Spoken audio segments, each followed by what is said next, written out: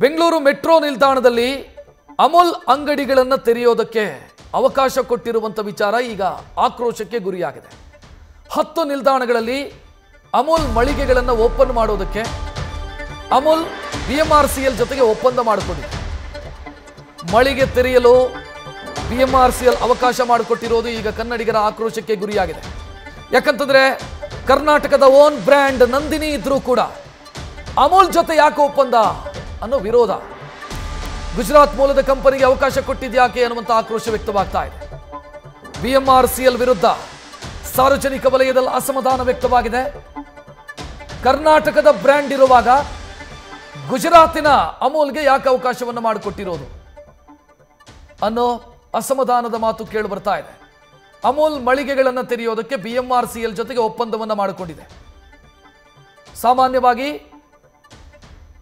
ಒಂದು ರಾಜ್ಯದ ಪ್ರಮುಖ ಸಂಸ್ಥೆ, ಸಹಕಾರಿ ಸಂಸ್ಥೆ ಪ್ರಬಲವಾಗಿರುವಂಥ ಸ್ಥಳದಲ್ಲಿ ಮತ್ತೊಂದು ರಾಜ್ಯದ ಸಹಕಾರಿ ಸಂಸ್ಥೆ ಅಗ್ರೆಸಿವ್ ಆಗಿ ಮಾರ್ಕೆಟಿಂಗ್ ಮಾಡಲ್ಲ. ಅದೊಂದು ಒಪ್ಪಂದ ಇದೆ.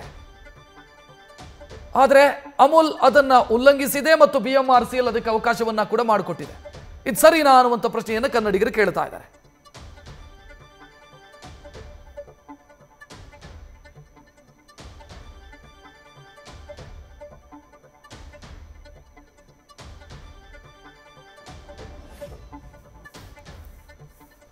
ಒಟ್ಟು 10 ಮೆಟ್ರೋ ಸ್ಟೇಷನ್ನಲ್ಲಿ ಮಳಿಗೆಗಳನ್ನು ತೆರೆಯೋದಕ್ಕೆ ಒಪ್ಪಂದ ಆಗಿದೆ.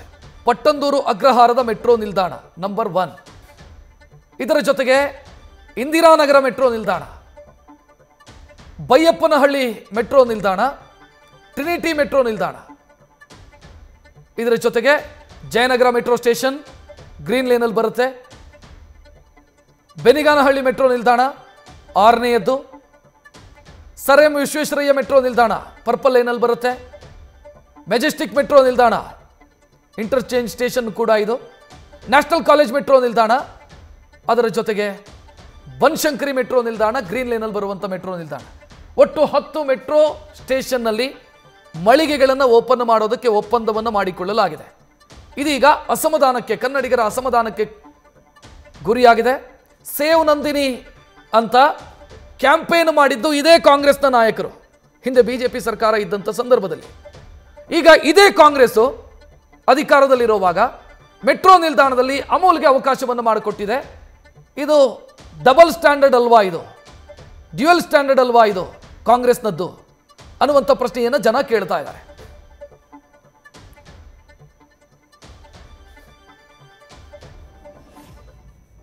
ನಂದಿನಿ ಹಾಲು, ತುಪ್ಪ, ಮೊಸರು ಮತ್ತು ಸಿಹಿ ಪದಾರ್ಥಗಳನ್ನು ತಯಾರು ಮಾಡ್ತಕ್ಕಂಥ ನಮ್ಮ ಕರ್ನಾಟಕ ರಾಜ್ಯದ ಅತ್ಯಂತ ಉತ್ಕೃಷ್ಟ ಮತ್ತು ಹೆಮ್ಮೆ ನಂದಿನಿ ಬ್ರ್ಯಾಂಡು ಕೇವಲ ಕರ್ನಾಟಕದಲ್ಲಷ್ಟೇ ಅಲ್ಲ ಸಹ ಬೇರೆ ರಾಜ್ಯದಲ್ಲೂ ಬೇಡಿಕೆ ಇದೆ. ಕಾಂಗ್ರೆಸ್ ಸರ್ಕಾರ ಎಲ್ಲೋ ಒಂದು ಕಡೆ ನಮ್ಮ ಕರ್ನಾಟಕ ರಾಜ್ಯದ ರೈತರಿಗೆ ಅನ್ಯಾಯ ಮಾಡ್ತದೆ ಮತ್ತು ಕನ್ನಡಿಗರ ಅಪಮಾನ ಮಾಡ್ತದೆ. ಇದನ್ನು ನಾವು ತೀವ್ರವಾಗಿ ಖಂಡಿಸ್ತೀವಿ. ಯಾಕೆಂದರೆ ಪ್ರತಿ ಹಳ್ಳಿಗಳಲ್ಲಿ ನಮ್ಮ ಕೃಷಿಕರು ಹೆಂಗೆ ಕೃಷಿ ಒಂದು ರೈತನ ಅವಿಭಾಜ್ಯ ಒಂದು ಕಸಬಾಗಿದೆ, ಅದೇ ರೀತಿ ಹೈನುಗಾರಿಕೆ ಪ್ರತಿ ಹಳ್ಳಿಯಲ್ಲಿ ಎಲ್ಲ ಮನೆಗಳಲ್ಲಿ ಹಸುಗಳನ್ನು ಸಾಕ್ತಾರೆ. ಇವತ್ತು ಅದು ಒಂದು ರೀತಿ ಉದ್ಯಮ ಆಗಿದೆ ಹೈನುಗಾರಿಕೆ. ನಮ್ಮ ನಂದಿನಿ ಬ್ರ್ಯಾಂಡ್ ಬದಲಾಗಿ ಏನು ಹೊರ ರಾಜ್ಯದಿಂದ ಅವರಿಲ್ಲಿ ಆ ಸ್ಟೋರ್ ಮಳಿಗೆಗಳನ್ನು ಪ್ರಾರಂಭ ಮಾಡ್ತಾರೆ ಅಮೂಲ್ದು, ಇದು ಕನ್ನಡಿಗರ ಅಪಮಾನ, ನಮ್ಮ ರೈತರ ಹೊಟ್ಟೆ ಮೇಲೆ ಬರೆ ಎಳೆದಂಗೆ. ಇದನ್ನು ಸರ್ಕಾರ ಅರ್ಥ ಮಾಡ್ಕೊಳ್ಬೇಕು. ಇಲ್ಲ ಎಲ್ಲ ಒಂದು ಕಡೆ ಒಳ ಒಪ್ಪಂದ ಅಂದ ಈ ರೀತಿ ನಮ್ಮ ರೈತರಿಗೆ. ಹೆಚ್ಚಿನ ಡೀಟೇಲ್ ನೀಡೋದಕ್ಕೆ ನಮ್ಮ ಪ್ರತಿನಿಧಿ ಸತ್ತಾರ್ ಫೋನ್ ಸಂಪರ್ಕದಲ್ಲಿ. ಸತ್ತಾರ್, ನಾವು ಮಾರುಕಟ್ಟೆ ವಿಸ್ತರಣೆ ಮಾಡ್ತೀವಿ ಅಂತ KMF ಹೇಳ್ಕೊಳ್ಳುತ್ತೆ, ದಿಲ್ಲಿಯಲ್ಲಿ ಮುಂಬೈಯಲ್ಲೆಲ್ಲ ನಾವು ನಮ್ಮ ಮಾರ್ಕೆಟ್ ವಿಸ್ತರಣೆ ಮಾಡ್ತೀವಿ ಅಂತ. ಬಟ್ ಇಲ್ಲೇ ಇರುವಂಥ ಮಾರ್ಕೆಟನ್ನು ಕ್ಯಾಪ್ಚರ್ ಮಾಡೋದಕ್ಕಾಗ್ತಿಲ್ಲ ಅವರಿಂದ. ಅಮೂಲ್ ಬಂದು ಕೂತಿದೆ. ಇದೇ ಪ್ರಶ್ನೆ ಜೊತೆ ಇದೇ ಆಕ್ರೋಶವನ್ನು ಇದೀಗ ಸಾರ್ವಜನಿಕರು ಕೂಡ ವ್ಯಕ್ತಪಡಿಸ್ತಾ ಇರುವಂತದ್ದು. ಯಾಕಂದ್ರೆ ಮೆಟ್ರೋ ನಿಲ್ದಾಣಗಳೇ ಕಿಯೋಸ್ಕ್ ಆರಂಭಿಸುವ ಸಲುವಾಗಿ BMRCL ಈ ಬಗ್ಗೆ ಅಂದ್ರೆ ಈಗ ಏನು ವಿವಾದ ಇದೆ ಈ ಬಗ್ಗೆ ಒಂದು ನಾವು ಖುದ್ದು BMRCL ಪ್ರಶ್ನೆ ಮಾಡಿದಂತ ಸಂದರ್ಭದಲ್ಲಿ ಅವರು ಕೊಟ್ಟಿರುವ ಉತ್ತರ ಏನಂದ್ರೆ, ಈ ಮೆಟ್ರೋ ನಿಲ್ದಾಣದಲ್ಲಿ ಕಿಯೋಸ್ಕ್ ಆರಂಭಿಸುವ ಮುನ್ನ ಅವರು ಓಪನ್ ಟೆಂಡರ್ ಅನ್ನು ಕೂಡ ಕರೆದಿರ್ತಾರೆ. ಆ ಒಂದು ಓಪನ್ ಟೆಂಡರ್ ನಲ್ಲಿ 5-6 ಕಂಪನಿ ಭಾಗಿಯಾಗಿತ್ತು. ಬಟ್ ಅಲ್ಲೆಲ್ಲೂ ಕೂಡ ನಂದಿನಿ ಭಾಗಿಯಾಗಿರ್ಲಿಲ್ಲ. ಅಂದ್ರೆ ಈ ಒಂದು ಪ್ರೊಸೀಜರ್ ಯಾವ ರೀತಿ ಆಗಿದೆ ಅನ್ನೋದಕ್ಕೆ BMRCL ಕೊಟ್ಟ ಉತ್ತರ ಏನಂದ್ರೆ, ನಾವೇ ಹೋಗಿ ಖುದ್ದು ಅಮೂಲ್ನವ್ರು ನಾವು ಸಂಪರ್ಕ ಮಾಡಿಲ್ಲ.